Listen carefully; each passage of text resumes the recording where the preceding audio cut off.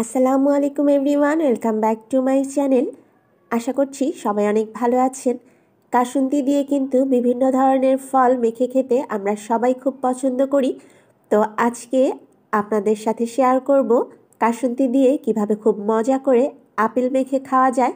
তো যারা এটা আগেই ট্রাই করেছেন তাদের টেস্ট সম্পর্কে অবশ্যই জানেন, আর যারা এখনও খাননি একবার অন্তত ট্রাই করবেন, অবশ্যই আপনাদের কাছে ভালো লাগবে।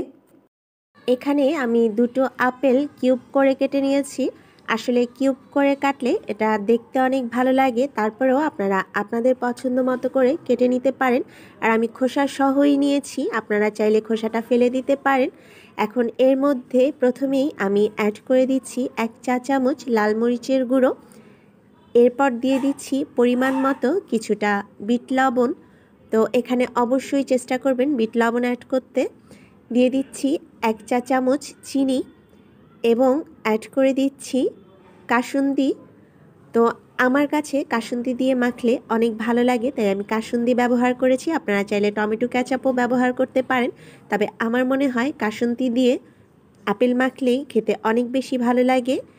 1 পিস লেবুর রস আমি চিপড়ে দিচ্ছি, কারণ টকটক হলে কিন্তু এই আপেল মাখাটা খেতে আরও অনেক টেস্টি হবে। এবার সব কিছু ভালোভাবে মিক্সড করে নিব। আর আরেকটা কথা বলে নিচ্ছি, এই সব কিছু আসলে কোনো পরিমাণ নেই। টক ঝাল মিষ্টি মানে চিনি, লবণ, লেবুর রস, কাসুন্দি সব কিছুই আপনারা আপনাদের টেস্ট অনুযায়ী মিক্সড করে নেবেন। তো আমার আপেলটা মিক্স করা হয়ে গিয়েছে।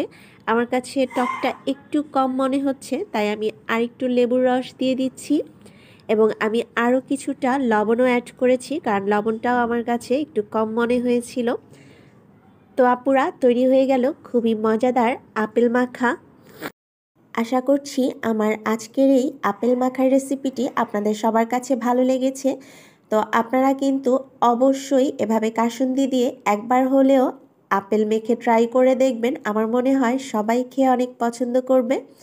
তো সবাই অনেক ভালো থাকবেন, সুস্থ থাকবেন। আজকের মতো বিদায় নিচ্ছি। আল্লাহ হাফেজ।